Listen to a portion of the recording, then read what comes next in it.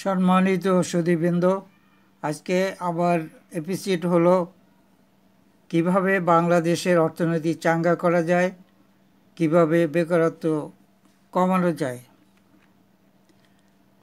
বাংলাদেশ একটি জনবহুল দেশ।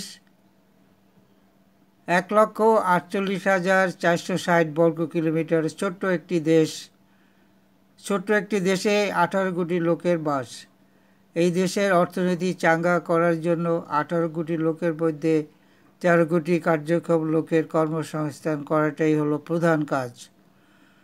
বর্তমান বিশ্বের অনেক দেশ তাদের জনসংখ্যাকে কাজে লাগিয়ে উন্নতির শিখরে পৌঁছেছে। দক্ষিণ কোরিয়া, তাইওয়ান, সিঙ্গাপুর, চীন, জাপান দেশগুলি উল্লেখযোগ্য। পূর্ববর্তী স্বৈরাচারী সরকার দেশটাকে একটা বিদেশি মার্কেট বানিয়েছে। দেশে সত্যিকারভাবে শিল্পায়ন বা ইন্ডাস্ট্রিয়াল ডেভেলপমেন্ট হয়নি। বাংলাদেশটা একটা আমদানিমুখী বা ইম্পোর্ট ওরিয়েন্টেড দেশে পরিণত হয়ে গেছে। বাংলাদেশের দ্রুত উন্নয়ন, বাংলাদেশের অর্থনীতিকে দ্রুত চাঙ্গা করতে হলে দেশটাকে রপ্তানিমুখী বা এক্সপোর্ট ওরিয়েন্টেড কান্ট্রি বানাতে হবে। এটা করার জন্য দরকার দ্রুত শিল্পায়ন বা ইন্ডাস্ট্রিয়ালাইজেশন। বর্তমান বিশ্বের সবচেয়ে উন্নত দেশগুলির উন্নতির রহস্য হলো শিল্পায়ন বা industrialisation. USA, UK, Canada, Germany, France, দক্ষিণ কোরিয়া, সিঙ্গাপুর, তাইওয়ান, চীন, জাপান এইসব দেশ হলো জ্বলন্ত উদাহরণ। এদের উন্নয়নের চাবিকাঠি হলো শিল্পায়ন। বাংলাদেশের অন্তর্বর্তী সরকার অনেক পদক্ষেপ নিয়েছেন, রাজনীতি সংস্কার, ইলেকশন সংস্কার, শাসনতন্ত্র সংস্কার ইত্যাদি। কিন্তু দেশের সত্যিকার উন্নয়নের জন্য দরকার অর্থনৈতিক উন্নয়ন। এ বিষয়ে তারা কোনো পদক্ষেপ নেয়নি, কোনো কমিশন গঠন করেনি, অর্থনৈতিক পুনরুদ্ধার করার কোনো পদক্ষেপ নেয়নি। নব্য রাজনীতিবিদরা যারা বড় বড় কথা বলছে, টকশো করছে টেলিভিশন চ্যানেলে, এরাও অর্থনীতির উন্নয়ন, অর্থনীতির পুনরুদ্ধার সম্পর্কে কোনো কথাই বলছেন না। দেশের রাজনৈতিক নেতারা দেখছি এ বিষয়ে নিশ্চুপ। তাদের দফায় বা এজেন্ডায় এদেশের শিল্পায়ন করার কোনো স্পেসিফিক প্ল্যান এর কোনো কথা বলা নেই। কিছুদিন আগে জামাতে ইসলামী দলের আমির কুমিল্লায় বক্তৃতায় বলেছেন কুমিল্লা জেলাকে কুমিল্লা বিভাগ বানাবেন। আমার প্রশ্ন হলো, কুমিল্লাকে বিভাগ করলে কি জনগণের পেট ভরবে? শুধু প্রশাসনিক খরচ বাড়বে। আমির সাহেবের বলা উচিত ছিল কুমিল্লায় 2টা টেক্সটাইল ইন্ডাস্ট্রি বানাবো, 2টা জুট মিল বানাবো, একটা আইটি ইউনিভার্সিটি বানাবো, যেটা করলে দেশের সত্যিকার উন্নয়ন হবে। এই হলো আমাদের দেশের রাজনীতিবিদদের চিন্তাধারা। দেশের উন্নয়নের জন্য রাজনীতিবিদদের চিন্তাধারার বৈপ্লবিক পরিবর্তন দরকার। স্বৈরাচারী সরকারের প্রধানমন্ত্রী শেখ হাসিনার স্বৈরাচারী সিদ্ধান্তে একদিনে 25টা জুট মিল বন্ধ করে দেওয়া হয়। ফলে 50,000 লোক কর্মহীন হন, জুট প্রোডাক্ট এক্সপোর্ট কমে যায়, দেশ ফরেন কারেন্সি হারায়।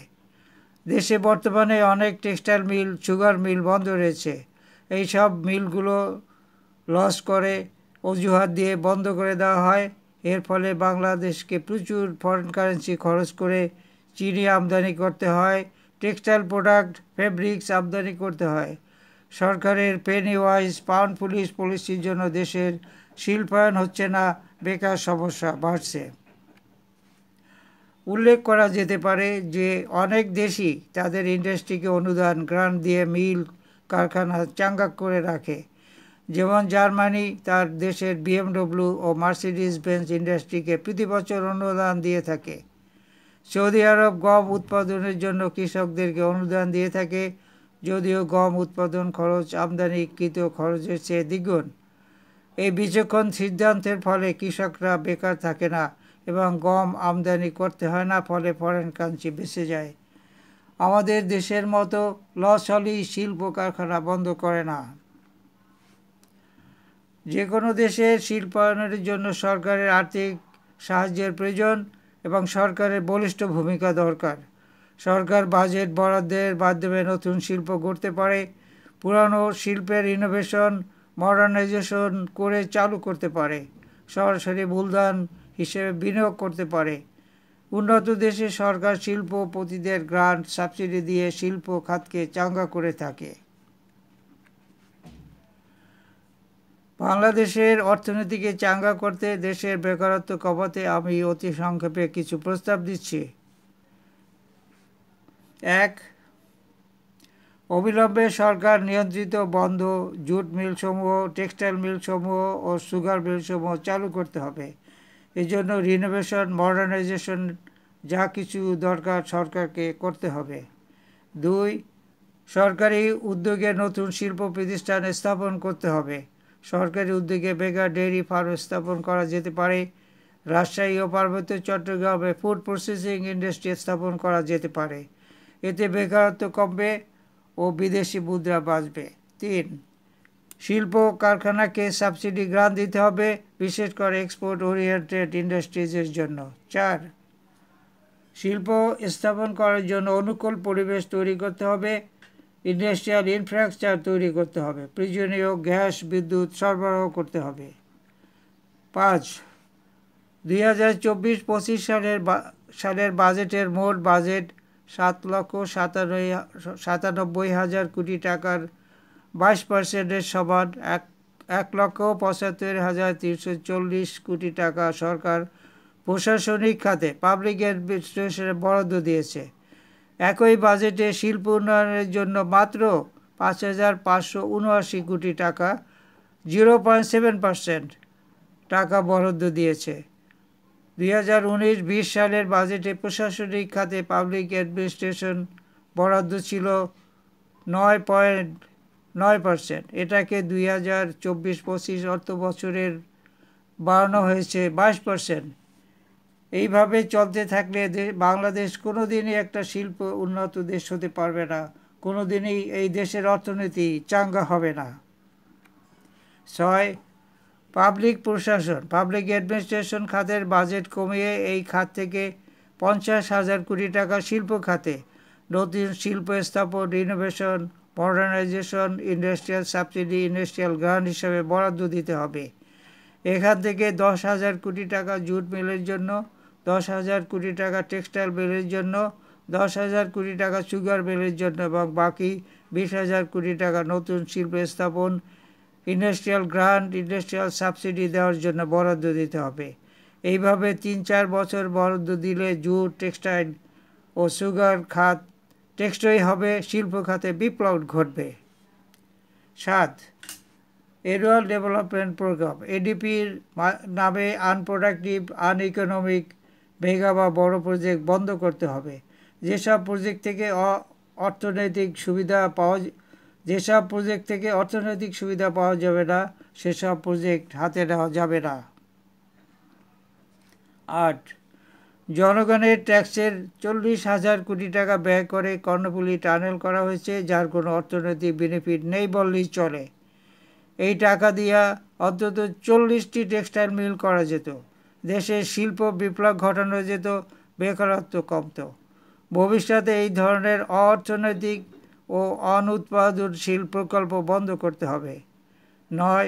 দেশে অনেক ইঞ্জিনিয়ার, টেকনিক্যাল দক্ষ প্রফেশনাল লোক রয়েছে, বিদেশি লোক নিয়োগ বন্ধ করে এদেরকে ব্যবহার করতে হবে। ১০. দুর্নীতি আমাদের কষ্টার্জিত ফসল খেয়ে ফেলে, তাই সব সরকারি বেসরকারি প্রতিষ্ঠানে অ্যাকাউন্টেবিলিটি বা জবাবদিহিতা চালু করতে হবে, দুর্নীতি বন্ধ করতে হবে। বিদেশে অর্থ পাচার বন্ধ করতে হবে। কেন্দ্রীয় ব্যাংক, বাণিজ্যিক ব্যাংকের হেল্প ছাড়া অর্থ পাচার সম্ভব নয়, তাই পাচারকারীর সাথে সাথে কেন্দ্রীয় ব্যাংক ও বাণিজ্যিক ব্যাংকগুলোকেও ধরতে হবে এবং জবাবদিহিতায় আনতে হবে। ১১. পরিশেষে দেশে আইনের শাসন প্রতিষ্ঠা করতে হবে। দেশ থেকে স্বৈরাচার সরকারের পতন হয়েছে। স্বৈরাচার সরকার ক্ষমতায় থাকার জন্য অ্যাডমিনিস্ট্রেটিভ ওভারহেড অকল্পনীয়ভাবে বৃদ্ধি করেছে। আস্তে আস্তে এই খরচগুলি কমিয়ে আনতে হবে এবং শিল্প খাতে ব্যয় করতে হবে। আমরা আশা করব বর্তমান অন্তর্বর্তীকালীন সরকার এবং ভবিষ্যৎ ডেমোক্রেটিক গভর্নমেন্ট দেশের অর্থনীতি চাঙ্গা করার জন্য সঠিক প্ল্যানিং করবেন, দেশটাকে একটি শিল্পোন্নত দেশে পরিণত করবেন, আমদানি নির্ভর দেশকে রপ্তানিমুখী করবেন। দেশে যেসব প্রোডাক্ট পাওয়া যায় সে ধরনের প্রোডাক্ট যেমন সাবান, toothpaste, hair oil, shampoo, dishwasher, detergent, luxury product ইত্যাদি আমদানি বন্ধ করতে হবে। বাংলাদেশি চ্যানেলে বিদেশি প্রোডাক্টের বিজ্ঞাপন বন্ধ করতে হবে। দেশীয় প্রোডাক্টের জন্য মার্কেট উন্মুক্ত করে দিতে হবে। সরকারকে একটা দীর্ঘমেয়াদী পরিকল্পনা নিয়ে দেশের অর্থনীতি চাঙ্গা ও মজবুত করতে হবে। There is no shortcut way of life. জীবনের কোনো সংক্ষিপ্ত পথ নেই। ভিডিওটি অনুগ্রহ করে আপনার আত্মীয় স্বজন, বন্ধু বান্ধব, অফিস কলিগ সবার সাথে শেয়ার করুন। সবাইকে অনেক অনেক ধন্যবাদ।